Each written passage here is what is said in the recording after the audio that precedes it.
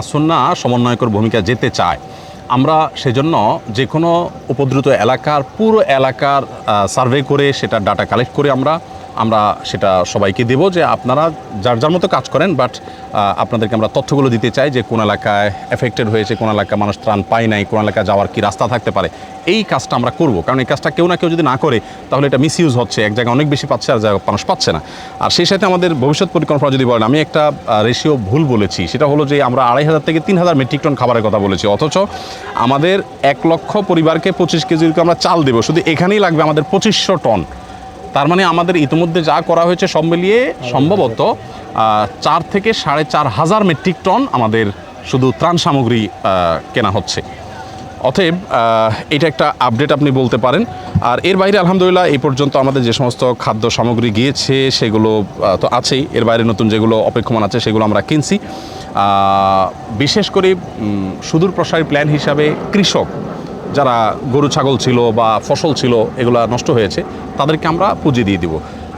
পুঁজি বলতে এখানে ক্ষুদ্র ঋণের নামে আমি কোনো বিজনেস বসাইতে যাব না যে ভাই আমি এখানে সুদের একটা ব্যবসা বসাই, আমরা কোনো ঋণ দেই না।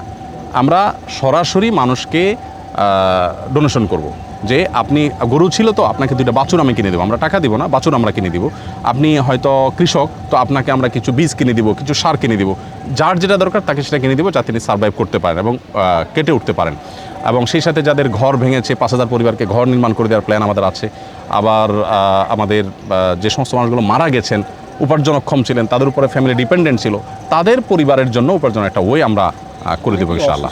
বন্যা পরবর্তী সময় পানিবাহিত কিছু রোগ, এটার জন্য অনেকগুলো মেডিকেল টিম গঠন করার পরিকল্পনা ইতিমধ্যে আমরা হাতে নিয়েছি এবং জনসচেতনমূলক কিছু প্রচারণা আমরা শুরু করেছি। ইনশাআল্লাহ সেটা আমরা করবো, আল্লাহ চাহেন তো।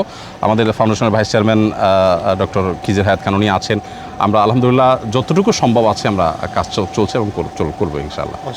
অনেকের বড় পানি উঠছে, মানে রান্না করতে পারতেছে না, তাদের জন্য তো শুকনা খাবার রান্না করতে পারছে না দেখি তো তাদের জন্য আমাদের প্রত্যেকটা খেতে তাদের অবস্থা, মানে এখন তাদের জন্য আমাদের সিম্প্যাথি আছে, বেদনা আছে। যারা বলছেন যে শুকনা খাবার খেতে খেতে তারা অসুস্থ হয়ে যাচ্ছেন, তাদের জ্ঞাতার্থে বলতে চাই, এমন কিছু এলাকার কথা আমি জানি যে এলাকা মানুষ 4 দিন 5 দিন পর্যন্ত কোনো খাবার চোখে দেখেন নাই। আসলে ভয়াবহতা এই পর্যায়ে। আমরা রান্না করা খাবার দিচ্ছি, কিন্তু রান্না করা খাবার মানে খুব বড় স্কেলে দিয়ে আসলে সম্ভব না। দূর দূরান্ত পর্যন্ত আপনি রান্না করা খাবার নিতে পারবেন না, ওইসব জায়গা পাতিল বসে রান্না করবেন সেই ব্যবস্থাপনাও নাই। এই জন্য তাদের জন্য আমরা দোয়া করি আল্লাহ কষ্ট লাঘব করে দিন। আর যাতে তাদের বিরক্তি না আসে এই জন্য খেজুরের পাশাপাশি চিড়া আরও বিভিন্ন রকমের খাবার আমরা দিচ্ছি এবং যতটুকু সম্ভব রান্না করা খাবার আমরা দিচ্ছি। আসন্না ফাউন্ডেশন ধর্ম, বর্ণ, দল, মত নির্বিশেষে সবার জন্য কাজ করে। এটা আমাদের শপথ, এটা আমাদের সংকল্পের জায়গা। আমরা আমাদের এই দেশকে ক্ষুধা এবং দারিদ্র্য মুক্ত দেখতে চাই। আমাদের এই দেশে কোনো দুস্থ মানুষের মুখ আমরা দেখতে চাই না, কোনো তরুণ বেকার থাকুক এটা আসন্না ফাউন্ডেশন চায় না। সেজন্য কিন্তু আসন্না স্কিল ডেভেলপমেন্ট ইনস্টিটিউট করে আমরা সেখানে যুবকদেরকে প্রশিক্ষণ দিয়ে চাকরি দিয়ে দিচ্ছি এবং আমাদের অনেকগুলো ট্রেনিংয়ের উইং আমরা খুলেছি। ঠিক একইভাবে সকল ধর্মের বর্ণে নির্বিশেষে মানুষ মানবিক কাজে প্রত্যেকটা মানুষ আমাদের সহায়তা পেতে পারে। আপনি যেটা দেখেছেন দেখে আপনার কাছে মনে হতে পারে যে এটা কোনো শুটিং কিনা, এটা কোনো নাটক বা অভিনয় কিনা। আমি আপনাকে জানিয়ে রাখি যে আমাদের পুরো টিমকে গাইড দেওয়া আছে। আমাদের টিমের সব সদস্যরা অন্য ধর্মাবলম্বীদেরকে পেলে প্রায়োরিটি দিয়ে তাদের কাছে ত্রাণ পৌঁছায়। কেন?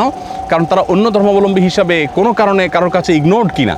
তো আমরা আমাদের দায়বদ্ধতা থেকে আমরা আগে আসি। আমাদের গতকালকে শুধু আমি যদি আপনি কয়েকটা নিউজ বলি, গতকালকে আমাদের একটা মন্দিরের সামনে ওই যে জেনারেটর নিয়ে, ওই যে মোবাইল চার্জের যে সিস্টেমটা আমরা করেছি, যে ভ্রাম্যমান জেনারেটর নিয়ে, ভাসমান জেনারেটর নিয়ে আমরা কলার ভেলায় করে নিয়ে বিভিন্ন জায়গায় রেখে বিদ্যুৎ না যে 2-3 চার্জ দিচ্ছি, এটা আমরা একটা মন্দিরে করেছি। এবং মন্দিরে থাকা আশপাশে মন্দিরগুলোতে থাকা সমস্ত শরণার্থী আশ্রয় যারা গ্রহণ করেছে হিন্দু ধর্মাবলম্বী তাদের সবাইকে দিয়েছি। লাঙ্গলকোটে একটা বৌদ্ধ মন্দিরে বৌদ্ধদের একটা উপাসনালয়, সেখানে আমাদের ত্রাণ কার্যক্রম পরিচালনা করেছি। 2022-এর বন্যায় আমার এই ভাই আব্দুল্লাহ সাইফুল্লাহ ভাই আসন্না ফাউন্ডেশনে ত্রাণের সাথে গিয়েছিলেন। উনি আমাদের ভলান্টিয়ারদের লিডার বলতে পারেন, শুরু থেকে শেষ পর্যন্ত মানে থাকেন, গাদার মতো খাটেন এবং সবসময় আলহামদুলিল্লাহ স্বেচ্ছায় উনি কাজ করেন। তো আমি আমার অভিজ্ঞতা বলি, তারপর ভাইয়ের কাছ থেকে শুনবো। আমি 22-এর বন্যায় একটা লঞ্চ ভর্তি করে মালামাল নিয়ে গেছিলাম একটা এলাকাতে। আমি শুনেছি যে এখানে হিন্দু প্রধান গ্রাম। আমি বলেছি ওখানে লঞ্চ আগে ভিড়ানোর পরে আমি নিজে একটা ঘরে মাল দিয়েছি। এগুলো কয়টা আপনাদের কাছে এসেছে, বাট আমরা করেছি। তো আমরা আসন্না ফাউন্ডেশন থেকে মানুষ তো দূরের কথা, অন্য ধর্মাবলম্বী তো বটেই, কিন্তু মানুষ আমার ভাই, মানব সন্তান হিসাবে গরু ছাগলকে নিয়ে আমরা ভাবি এবং তাদের কষ্ট লাঘব করার জন্য আমরা চেষ্টা করি। সো এই জায়গা থেকে কেউ যদি সমালোচনা করে আমি সেটা তার জ্ঞানের স্বল্পতা বলবো, বিনয়ের সাথে দ্বিমত পোষণ করব। আমার ইসলাম অন্য ধর্মাবলম্বীদের প্রতি মানবিক সাহায্য করতে আমাকে নিষেধ করে না, বরং উৎসাহিত করে। আমার নবী সাল্লাল্লাহু আলাইহি সাল্লাম অন্য ধর্মাবলম্বীকে খাইয়েছেন, তাকে আপ্যায়ন করেছেন, তাকে লোন দিয়েছেন, তার থেকে লোন নিয়েছেন, তার দাওয়াত খেয়েছেন, তাকে দাওয়াত খাইয়েছেন। ইসলাম এমন একটি দিন যে দিন আমাকে আসলে অন্য ধর্মাবলম্বীদের ব্যাপারে বীতশ্রদ্ধ করে না। হ্যাঁ, আদর্শিক জায়গা থেকে আমি আমার তাওহীদে বিশ্বাসী নয়, সেই জায়গায় তার সাথে আমার অবস্থানটা খুবই ক্লিয়ার। কিন্তু এর মানে এই না যে মানুষ হিসাবে আমরা একে অন্য সহযোগী হতে পারবো না, আমাদের ইসলাম সেটা বলে না। যার কারণে আসুন্নাহ ফাউন্ডেশন বরাবরের মতো সেই কাজটিকে খুব প্রায়োরিটি দিয়ে গুরুত্বের সাথে সবসময় কাজ করে থাকে।